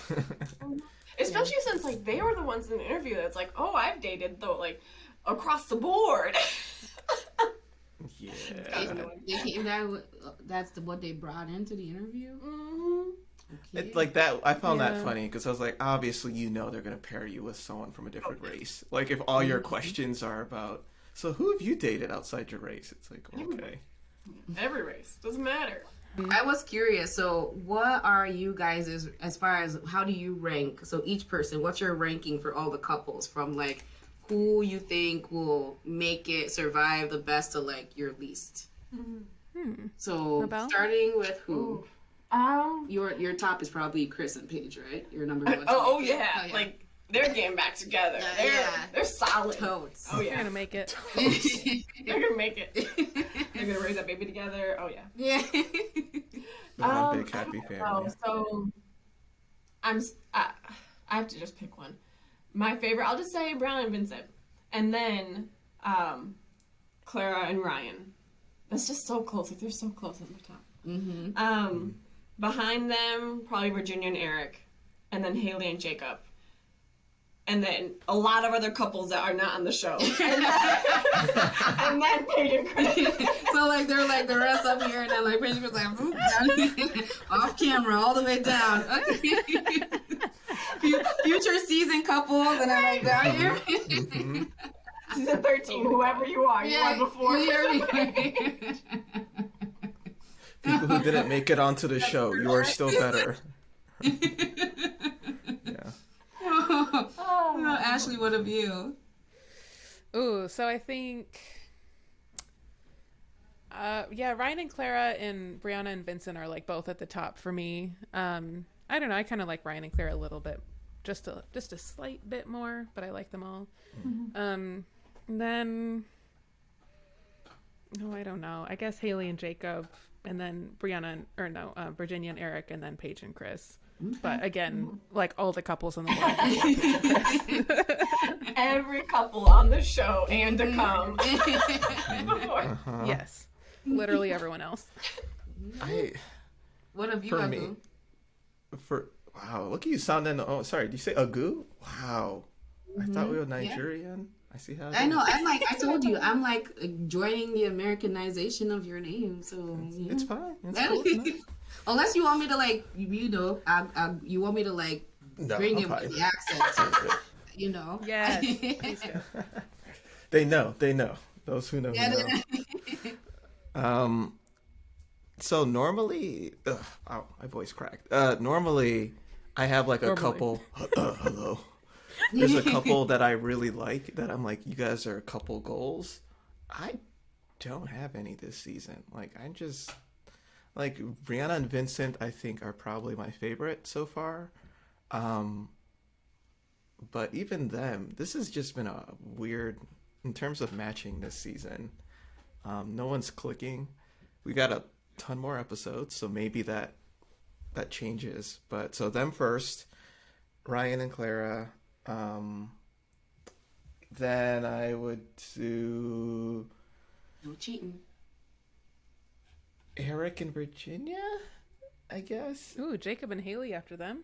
Yeah, like they're very low on my list. And then but then of course, like everyone else said, at the bottom would be Chris and Paige. Mm-hmm. But in terms of favorite people, Paige? You started so confident with that. Yeah. And then you're like, are you like, we just went with that. Like, oh yeah, I'm going to create a new page. You know what? Brianna's my favorite person this season. Okay. Like, she looks like a freaking Disney princess half of the time. She's got big old eyes. And she's cool and awesome. And I'm rooting for her. And yeah, that's all I got. What about you? Mm-hmm. Me? Mm-hmm. Mm-hmm. Oh, I don't know their names, so. So for me, the first is definitely Chris and Paige. After them, Toxic. I should actually correct myself. My first is Chris, Paige, and the ex-fiance. And then after them... Oh. Everyone's getting shots. So after them, I will say is the flight attendant and Ryan. Clara and Ryan are my second. And then after them is definitely Brianna and Vincent. And after Brianna and Vincent is the other two I kind of place very similar. I guess I'll just put good hair and party person before 7 years single and bad hair IT guy. Right after. 80s. So yeah, 80s guy. Sorry. So yeah, I'll put 80s guy and like 80s guy and 7-year single lady right at the bottom because like I think they've already made up their mind, so it's just a matter of time. But Chris apparently has not made up his mind, and neither has Paige, and neither has the ex. So if he pulls this off and they have their little blended family thing going on, if everyone's happy, I'm sorry, I can't even. Doesn't seem like anyone's happy. You can't even like. Yeah, that's my guess. He's trash. He's trash. Paige, I just can't believe how much he's leading her on, just like between back and forth, and just like, oh no, I do want to be with her. No, I don't. I want to be with you. No, I don't. And it's like, you can't have both. Dude. No. You really can't. No. You can't. He's trying. You can have it. You could try. Has anyone actually tried to prove that wrong? Like, I mean, there's a J. Cole lyric that's like, that's what you're supposed to do with cake. Like, he's like, everyone's like, you can't eat your cake and have it too. He's like, well, that's what you're supposed to do. Yeah, you're supposed to eat your cake. Yeah. Random other hip hop line. Lil Wayne has a great line that's real G's moving in silence like lasagna, which I feel like bringing back lasagna. So that on that great ending there, thank you so much for listening. I don't know how to close. Ashley, please. Oh, help me. Okay. I was like, go for it. We lasagna you all listeners. Yes. We hope you lasagna us back, and by doing so, hit subscribe. Lasagna. Subscribe. Also, please go join us on Instagram at Cup of Three Podcast. Yes. And we are both on YouTube and podcast apps, so you can see us or just hear us. And again, a very big thank you to Jocelyn for joining us today. And she jumped into Married at First Sight. She just watched this episode. Have you ever watched the show before? Like you jumped in like a pro. This is my first. I feel like I started with these people at the same time. Like they just met each other to get married. I just met them halfway, so totally get it. It's perfect. Yeah. It's perfect. So we appreciate you joining us. Yeah. Seriously, come back anytime. This was very fun. Well, thank you. Don't forget to put the applause in here. Oh yes, I'll do all the round of applause. All right. Thank you guys for joining us. We'll catch you next time. We'll be covering episode 8. I don't know. We didn't really see a ton from the previews, but it looks like mostly it'll be Chris and Paige with the ex-fiance hanging out. That will be a thing. Episode of Maury. Don't know why we're doing that, but it will be a thing. So anyways, see you guys next time. Thank you. Goodbye. Bye.